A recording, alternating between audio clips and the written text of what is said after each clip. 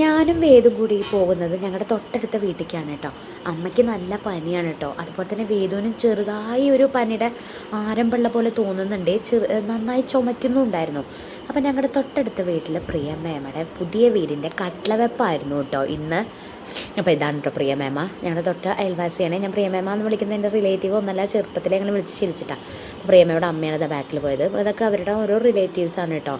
അപ്പോൾ കട്ട്ളവെപ്പിനെ ഞങ്ങൾ ക്ഷണിച്ചിട്ടുണ്ടായിരുന്നു. എന്നോട് പ്രത്യേകം പറഞ്ഞിട്ടുണ്ടായിരുന്നു യൂട്യൂബിലും ഇൻസ്റ്റയിലും വീഡിയോസൊക്കെ ഇടണം കേട്ടോ എന്ന്. അവർക്കൊക്കെ അത് ഇഷ്ടമാണ്.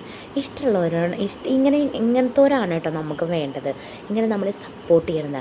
അല്ലാണ്ട് എനിക്കിഷ്ടമല്ല അതിൽ വരാൻ, അങ്ങനെയാണ് ഇങ്ങനെയാണ് അങ്ങനെയൊക്കെ ചിലവർ ഭയങ്കര ജാട പിടിച്ചിരിക്കും. അവരോട് നമുക്ക് വേറെ ഒന്നും പറയാനില്ല. അവർക്ക് ഇഷ്ടമില്ലെങ്കിൽ വേണ്ട, നമ്മൾ അതും നോക്കണമല്ലോ. അപ്പോൾ ഇതാണ് കേട്ടോ അവരുടെ വീട്. അവരിപ്പോൾ താമസിക്കുന്ന വീടിൻ്റെ നേരെ താഴെ തന്നെയാണ് കേട്ടോ, അവരുടെ പറമ്പിൽ തന്നെയാണ് ഒരു വീട് വെക്കുന്നത്. ഇപ്പോഴുള്ള വീട് പറഞ്ഞാൽ ഓടിട്ട വീടാണ്. അപ്പോൾ അവർക്ക് ഒത്തിരി നല്ല ഒരു വീടുണ്ടാക്കണം എന്നുള്ള മോഹമാണ് നടന്നുകൊണ്ടേയിരിക്കുകയാണ്. അതുപോലെ തന്നെ കഴിഞ്ഞ വട്ടം ഞാൻ ഇവരുടെ വീഡിയോ കുറ്റിയടിക്കൊക്കെ പോയിട്ടുണ്ടായിരുന്നു കേട്ടോ. അതൊക്കെ ഞാൻ ഇട്ടിട്ടുണ്ട്. അപ്പോൾ പിന്നെ കട്ട്ളവെപ്പിന് എന്തൊക്കെയോ സാധനങ്ങൾ ആവശ്യമാണെന്ന് തോന്നുന്നു കേട്ടോ. നമുക്കറിയില്ല. കാരണം ഞാൻ ഒരു സ്വന്തമായി വീടുണ്ടാക്കുമ്പോഴല്ലേ നമുക്കറിയുള്ളൂ അതിൻ്റെ ആവശ്യകതകളൊക്കെ. അപ്പോൾ അവരിതാ കോൺട്രാക്ടറും അങ്ങനെ എന്തൊക്കെയോ പറയുന്നുണ്ട്, വന്നോളൂ ഇനി എല്ലാവരും സാധനങ്ങളൊക്കെ അവിടെ വെച്ചോളൂ. അവിടെ എന്താ ചരടുണ്ട്, അത് നോക്കണം. കാരണം അത് കാണില്ല, നമുക്കൊന്ന് നോക്കുമ്പോഴും അറിയില്ല, പെട്ടെന്ന് വീഴുവേ. അങ്ങനെ അവർ വെച്ചിട്ടല്ലേ പോകണത്. അപ്പോൾ സാരി ഇട്ടിട്ടൊക്കെ പോകുമ്പോഴേക്ക് പേടിയായിരുന്നു കേട്ടോ, വീഴുമോയെന്ന്. അപ്പോൾ ശ്രദ്ധിച്ചിട്ട് വരാൻ പറഞ്ഞു കേട്ടോ. അപ്പോൾ അത് അവരൊക്കെ കൂടിയിട്ട് കയറുന്നുണ്ട്. അപ്പോൾ ഞാൻ എല്ലാവരോടും അങ്ങോട്ട് കയറാൻ പറഞ്ഞു കേട്ടോ. അപ്പോൾ ഞാനൊന്നും അങ്ങോട്ട് പോയില്ല, ഞാൻ ബാക്കിൽ നിന്നു കേട്ടോ. അപ്പോൾ ഞാൻ വീഡിയോസ് എടുത്ത് കൊടുക്കാനാണല്ലോ വന്നത് മെയിനായിട്ട്. അപ്പോൾ വേദു എൻ്റെ കൂടെ ഉണ്ട്. വേദുവിനെ എല്ലാവരെയും കണ്ടപ്പോൾ പിന്നെ എന്തോ പോലെ തോന്നിയിട്ടോ. അവൻ വിചാരിച്ചു പ്രിയച്ചമ്മളോടേക്ക് പോവുകയല്ലേ, വേറെ ഇതൊന്നുമില്ല, അവിടെ ഉള്ളവരെന്നെ ഉണ്ടാവുള്ളൂ എന്നുള്ളൊരു പ്ലാനായിരുന്നു കേട്ടോ അവൻ്റെ ഉണ്ടായിരുന്നത് തോന്നുന്നു. അപ്പോൾ അവനവിടെ എല്ലാവരും കൂടി കണ്ടപ്പോൾ എന്തോ ഒരു മൂകതയായിരുന്നു. അപ്പോൾ ആ സമയത്തൊന്നും മഴ ഉണ്ടായിരുന്നില്ല കേട്ടോ. പിന്നെ കുറച്ച് കഴിഞ്ഞപ്പോൾ ചെറുതായി ഒന്ന് ചാറാൻ തുടങ്ങി. പക്ഷേ അങ്ങനെ മഴ ചതിച്ചില്ല.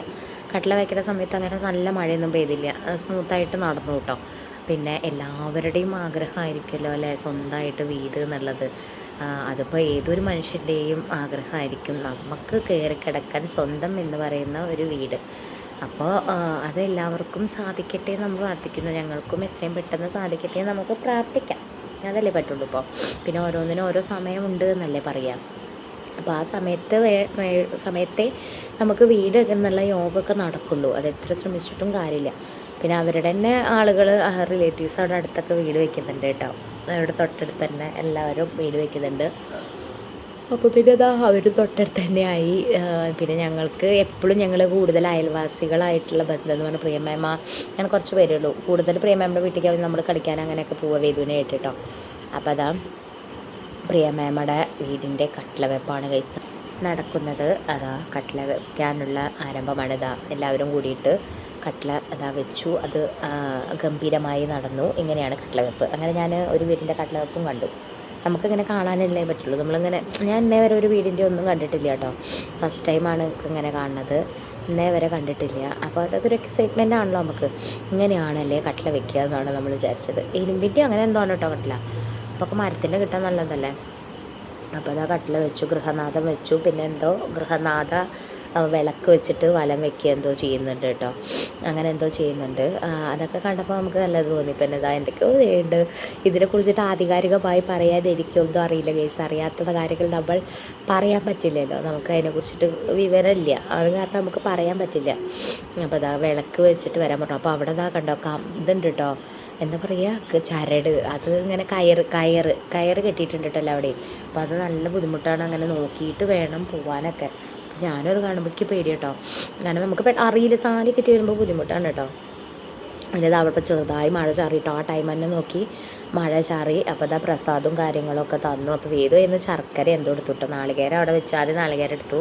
അപ്പോൾ ശർക്കര ഉണ്ട് പറഞ്ഞപ്പോൾ ആ ശർക്കരയുടെ കഷ്ണം എടുത്തു കേട്ടോ. പിന്നെ അവിടുന്ന് ബ്രേക്ക്ഫാസ്റ്റും ഉണ്ടായിരുന്നു. അവിടുത്തെ കഴിച്ചിട്ട് പോയാൽ മതി പറഞ്ഞു. പക്ഷേ ഞാൻ കഴിച്ചില്ല. വേദുവിനെ വേണ്ടാന്ന് വിചാരിച്ചിട്ടുണ്ടായിരുന്നു ഞാൻ. കാരണം വേദു ഇഡ്ഡലി കഴിച്ചിട്ടാണ് വന്നത്.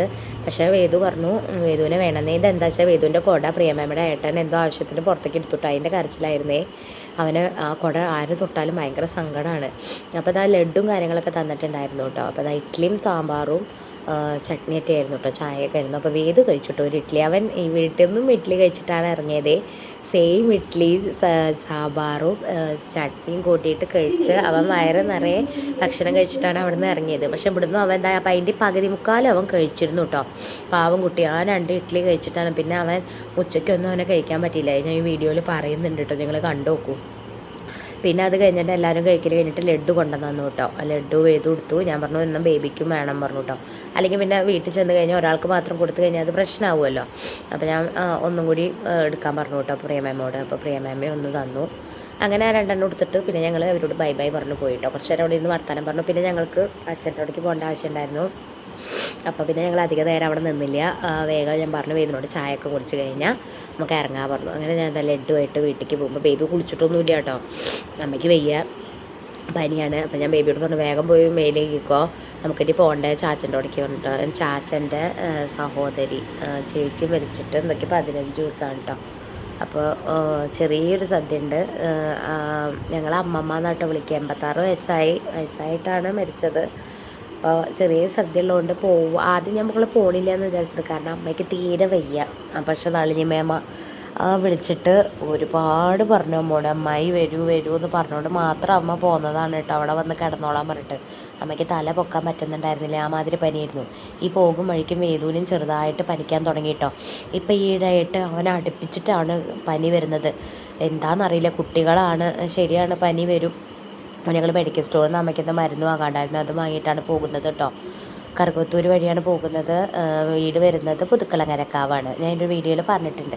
അപ്പോൾ വേദുട്ടനെ മുട്ടടിക്കണമെന്ന് ചോദിക്കാം കേട്ടോ ഏട്ടൻ. അപ്പോൾ അവൻ വേണ്ടാന്നാണ് പറയണത്. അങ്ങനെ ഞങ്ങൾ അവിടെ എത്തി. അപ്പോൾ എത്തിയപ്പോൾ അവർ ഉഴുന്നുവട വേണോ ചോദിച്ചു സുനിത ചേച്ചി. അപ്പോൾ അവർ ഉഴുന്നുവട കഴിച്ചു, വേദും കഴിച്ചു. വേദു കഴിച്ചൊന്നുമില്ല, ഒരു കഷ്ണം അവിടെ വെച്ചിട്ട് ബാക്കി അവിടെ തന്നെ വെച്ചു കേട്ടോ. വേണ്ട പറഞ്ഞു അവനെ അങ്ങനെയാണ്. അവൻ കുറച്ച് കഴിക്കും പിന്നെ കഴിക്കില്ല, അങ്ങനെയാണ് അവൻ്റെ സ്ഥിരം പരിപാടി. അപ്പോൾ ബേബി എന്തോ ഭാഗ്യത്തിന് ഫുള്ള് കഴിച്ചു കേട്ടോ. പിന്നെ കുറച്ച് നേരം അവിടെ ഇരുന്നു. പിന്നെ അമ്മയ്ക്ക് വയ്യാത്തതുകൊണ്ട് അമ്മോട് പോയി കിടന്നോളാൻ പറഞ്ഞു കേട്ടോ. അപ്പോൾ അമ്മ പോയി കിടന്നു. ഇതാണ് സുന്ദരമാമ. സുന്ദരമാമ നമ്മുടെ വീഡിയോസ് എല്ലാം കാണാറുണ്ട് കേട്ടോ. അങ്ങനെ കുറച്ച് പേരൊക്കെ വരാൻ തുടങ്ങി. ബന്ധുക്കൾ മാത്രമേ ഉള്ളൂ കേട്ടോ, വേറെ ആരുമില്ല. അപ്പോൾ അമ്മ അവിടെ കിടന്നു. അമ്മയ്ക്ക് തീരെ വയ്യ, തല പൊക്കം വയ്യായിരുന്നു. അങ്ങനെ കുറച്ച് കഴിഞ്ഞപ്പോൾ വേദൂന് ഭയങ്കര പനിയായി കേട്ടോ. പനി എന്ന് പറഞ്ഞാൽ നാളത്തെ പോലെ തന്നെ തീ പൊള്ളണ പനിയായിരുന്നേ. അപ്പോൾ അതാ വിരേനെ ഭക്ഷണം കഴിക്കാൻ വിളിച്ചു. അപ്പോൾ അവൻ്റെ കുട്ടിക്ക് ഇങ്ങനെ ഭക്ഷണമൊക്കെ കഴിക്കാൻ നല്ല ഇഷ്ടമാണ്. പക്ഷെ അപ്പോൾ ഒരു തരി പോലും കഴിച്ചില്ല അവൻ. ഫുള്ള് ബാക്കിയിട്ടു, കുറച്ച് മാത്രമേ കഴിച്ചുള്ളൂ കേട്ടോ. ഒരു ഉരുള കഴിച്ചിട്ട് അവൻ അവിടെ വെച്ചിട്ട് മതി എന്ന് പറഞ്ഞേ, അത്രയ്ക്ക് വയ്യാതെ. പിന്നെ കുറച്ച് നേരം പുറത്തൊക്കെ ഇറങ്ങി എങ്ങനെയെങ്കിലും 3:30 ആയി കിട്ടണ്ടേ. അവനാ വയ്യ പറയായിരുന്നു കേട്ടോ. 3:30 ആയിതാ ഞങ്ങൾ പോവാൻ റെഡി ആയി നിന്നു കേട്ടോ. അപ്പോൾ കറുവത്തൂർക്ക് പോകേണ്ട ആവശ്യമുണ്ട് എനിക്ക്. അപ്പം എന്നാൽ ഗലേരി മജീദ് ഡോക്ടറെ കാട്ടാം എന്നുള്ളതായിരുന്നു. ഡ്യൂട്ടി ഡോക്ടറെ ഉണ്ടാവുള്ളൂ എന്ന് അറിയായിരുന്നു, കാരണം ഞായറാഴ്ചയാണല്ലോ. മജീദ് ഡോക്ടർ ഞായറാഴ്ച ലീവായിരിക്കും. അപ്പം എന്നാൽ അവിടെ ഒരു കടയിൽ കയറിയിട്ട് അപ്പോഴാണ് ഓർമ്മ വന്ന് ബേബിക്ക് സ്നാക്സ് വാങ്ങിയിട്ടില്ല എന്ന്. അപ്പോൾ 1-2 സ്നാക്സും അതുപോലെ തന്നെ പാല് അങ്ങനത്തെ സാധനങ്ങളൊക്കെ വാങ്ങിയിട്ടോ. അല്ലെങ്കിൽ നമ്മൾ മറക്കും. പകുതി എത്തുമ്പോഴാവും നമുക്ക് എന്തെങ്കിലും കാര്യങ്ങൾ വേണമല്ലോ എന്നുള്ള ഓർമ്മ വരിക. ഇത്രയൊക്കെ വാങ്ങിയാലും നമുക്ക് എന്തെങ്കിലും ഒന്ന് പ്രധാനപ്പെട്ടത് നമ്മൾ മറന്നിട്ടുണ്ടായിരിക്കും. ഞങ്ങളെപ്പോഴും അങ്ങനെയാണ് കേട്ടോ. എന്തെങ്കിലും കാര്യം എപ്പോഴെങ്കിലും എന്തെങ്കിലും ഒരു കാര്യം മറന്നിരിക്കും. അത് എഴുതി പോയാലും എങ്ങനെ പോയാലും നമ്മൾ മറന്നിരിക്കും. അതിന് നല്ലൊരു പ്രത്യേക കഴിവാട്ടായിരിക്കും. അപ്പം ഞാൻ വിചാരിച്ചു ലിക്വിഡ് വാങ്ങണം വാഷിംഗ് മെഷീനിലിടാനുള്ളത് എന്ന്. പക്ഷെ എന്നെ അത് വാങ്ങാൻ പറ്റിയില്ല കേട്ടോ. എനിക്ക് ഇത്ര റേറ്റ് കൂടുതലായി തോന്നി. അപ്പോൾ പിന്നെ ഞാനത് വേണ്ടാന്ന് പറഞ്ഞു കേട്ടോ. അപ്പോൾ ആയിക്കോട്ടെ പറഞ്ഞു.